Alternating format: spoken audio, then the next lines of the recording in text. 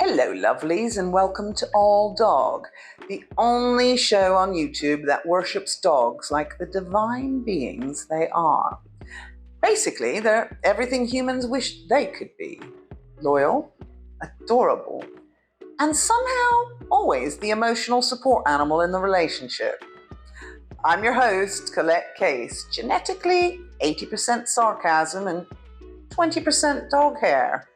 And today we've got positively excellent news. Yes, you've stumbled into the good corner of the internet. No war, no fascism, no videos of billionaires awkwardly pretending to relate to people. Just 4 absolutely banging stories about dogs. Coming up, we have a basset hound who sniffs out endangered tortoises in Argentina like a little waddling Indiana Jones. Italy has become the first country to recognize that dogs deserve better than to be treated like luggage and starts flying them in business class. China has launched the first dog gym because apparently even dogs in Shanghai are fitter than I am now. And Mexico. They've turned street dogs into heroes, saving cows, healing trauma, and making the rest of us look emotionally underdeveloped, really. So put down your anxiety medication, or if you're British, your cup of tea, give your best friend a treat and settle in because we've got news. Let's start in Argentina, where scientists were desperately trying to save the endangered Argentine tortoise. Problem was, these tortoises are shy little bastards, camouflaged and buried under bushes like they owe someone some money or something.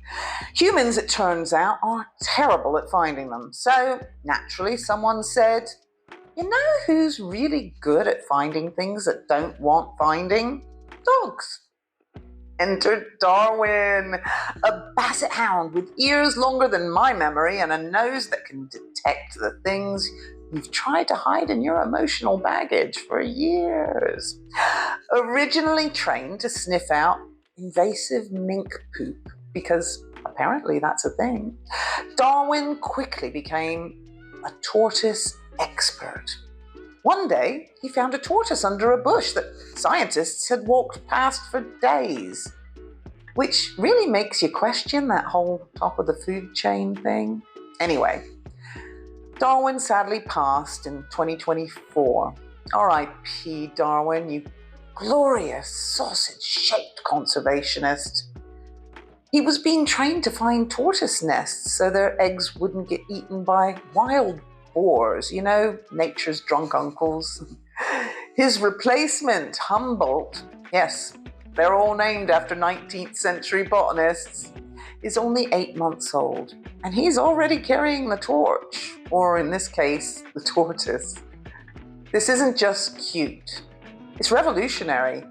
Dogs are doing the kind of precise ecological work that scientists wish they had the snoots for, and since dogs are faster, smarter, and way more popular at parties than most people, it's hardly surprising they're finding new ways to make the world a better place, at least for tortoises. Meanwhile, in Italy, land of wine, pasta, macchiatos, and vaguely seductive hand gestures, dogs are finally being treated with the dignity they deserve by being allowed to fly in cabin like the VIPs they are. Yes, until recently, flying with a big dog in Italy or anywhere really meant putting them in cargo, a loud, cold, terrifying box where your beloved companion might come out traumatized or convinced you've betrayed them personally. I promise it's not personal, I just wanted to go on holiday with you. But not anymore. The Italian government said basta, which is in fact Italian for how fucking long has it taken to realize that dogs aren't suitcases? Now, as long as your dog fits in an airline-approved carrier and doesn't weigh more than your average Italian passenger, they can sit beside you like a proper travel companion. Maybe even order a tiny wine. Of course, airlines can set their own rules, so don't expect to rock up with your bull mastiff and demand 3 seats and a cheese plate anytime soon, but still, huge win. This could set a global precedent. And I'm not being dramatic, but if Ryanair doesn't follow suit, I will personally stuff myself into a carrier and start barking. Do you hear me, Ryanair? Let's talk about China. And I promise this has nothing to do with tariffs, because while you've been dragging yourself to the gym once a year in January, dogs in Shanghai are already treadmill ready and probably have lower cholesterol than you or I do. Go Gym, China's first ever dog gym. It opens this June, and no, it's not a parody.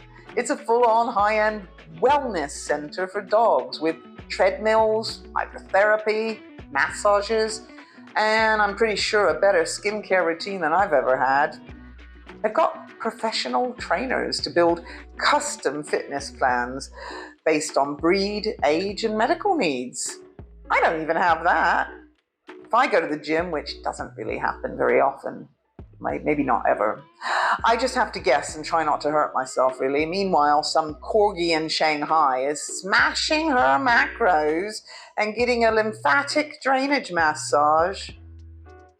One owner proudly said her dog now stands taller after using the treadmill, which is adorable and also wildly threatening to a lot of egos out there. China's pet economy hit $42 billion last year, and this is where it's going. Dog yoga studios, pet concierge services, and contests for fitness model dogs. And if you're thinking, but what about the cats? Don't worry, the internet has always been thinking that. Although we know cats would never tolerate a gym membership, they're more into passive-aggressive staring and existential dread.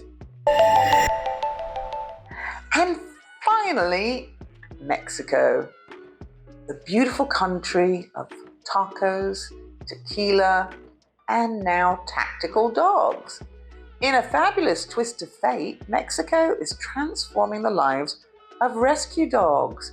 They are turning scrappy, abandoned, nobody-wanted-me types into fully trained heroes who are saving lives and livestock.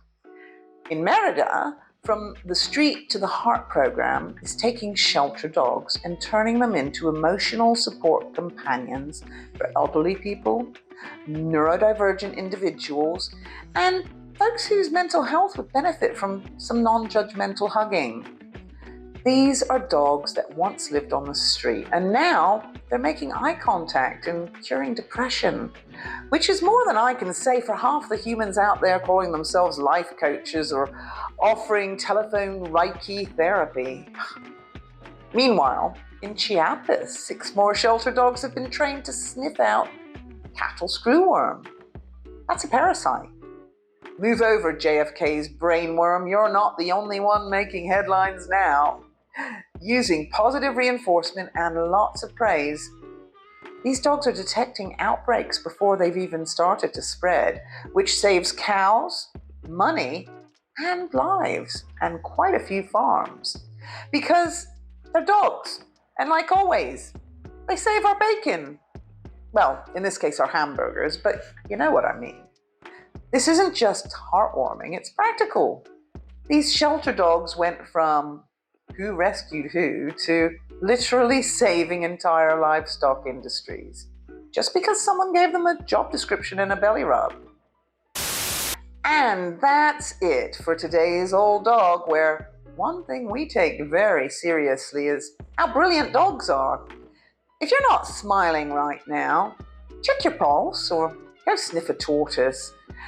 After all that news, it's probably time to go hug your dog and, yeah, right fucking now, go hug your dog and whisper, "You're the only reason I haven't burned it all down," into their perfect velvety ears. And if you don't have a dog, what the hell is wrong with you?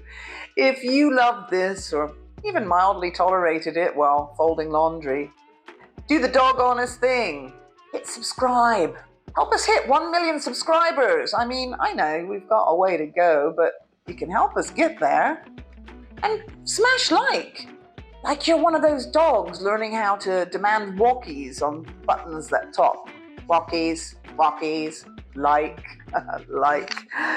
And share this video with someone who needs good news, or maybe just someone who needs a reminder that dogs are the most excellent thing on the whole planet.